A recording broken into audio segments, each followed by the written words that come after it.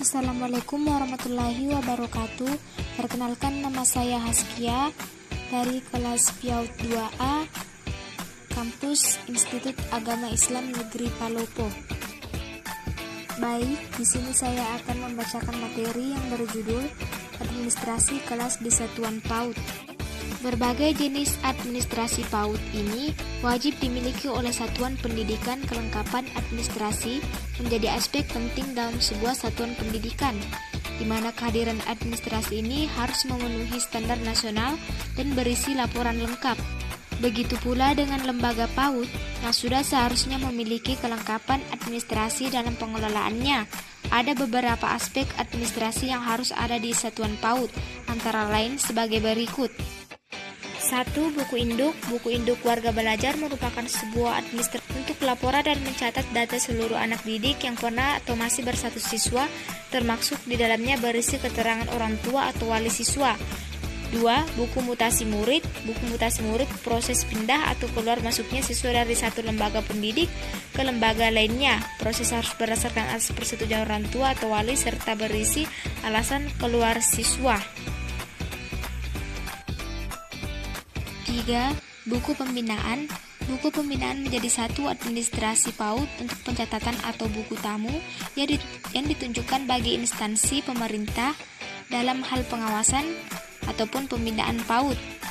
4. Buku tamu umum. Buku administrasi ini merupakan laporan pencatatan tamu yang ditujukan bagi tamu umum di pegawai dinas pendidikan maupun departemen terkait. 5. Buku ekspedisi. Buku ekspedisi merupakan buku administrasi yang ditujukan sebagai pengantar surat maupun tanda terima surat, sehingga kerap disebut dengan buku pengantar surat. 6. Buku inventaris barang.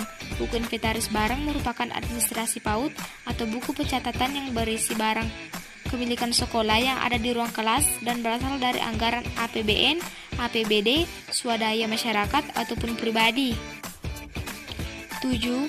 Laporan surat keluar. Laporan ini ditujukan sebagai media pencatatan surat yang masuk maupun keluar, serta menghitung jumlah surat formal maupun non-formal. 8. Formulir pendaftaran.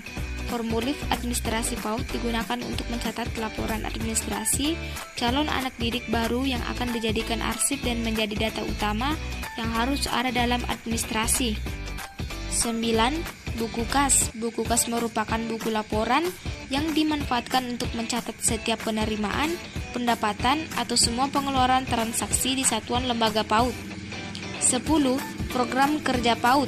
Program yang dirancang oleh satuan PAUD demi terwujudnya kinerja yang maksimal hingga pengembangan mutu lembaga PAUD. 11. Lembaga papan pengenal. Papan administrasi PAUD dipakai sebagai pencatat nama dan tanda lembaga sekolah atau sebagai petunjuk adanya kegiatan PAUD. 12. Papan keadaan pengelola dan tutor.